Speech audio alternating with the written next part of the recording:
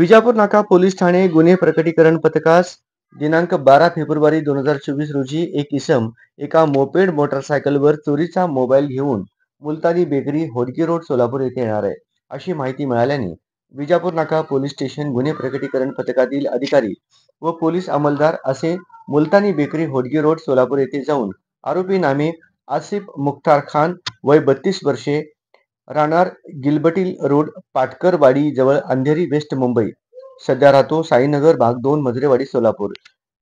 यास अटक करून त्याच्या ताब्यातून किल्लेदार मंगल कार्यालय सोलापूर येथे मोकळ्या मैदानात पार्क केलेली मोटारसायकलीला अडकवलेल्या पर्समधून चोरीस गेलेला विवो V23 कंपनीचा मल्टी कलरचा मोबाईल तसेच सदर आरोपीच्या ताब्यातील काळ्या रंगाची सुझुकी कंपनीची मोपेड गाडी जप्त करून विजापूर नाका पोलीस स्टेशनकडील एक गुन्हा तसेच सांताक्रूज पोलीस स्टेशन मुंबई येथून चोरीस गेलेली काळ्या रंगाची सुझुकी कंपनीची मोपेड मोटारसायकल जप्त करून एकूण 60,000 रुपयाचा मुद्देमाल जप्त करून 2 गुन्हे उघडकीस आणले आहेत.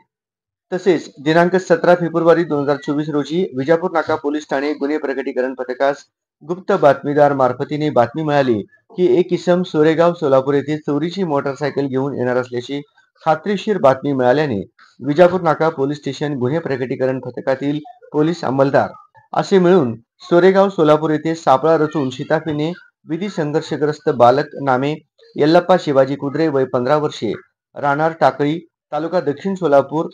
यास ताब्यात घेऊन विजापूर नाका पोलीस स्टेशन गुन्हा रजिस्टर नंबर 43/2024 बादवी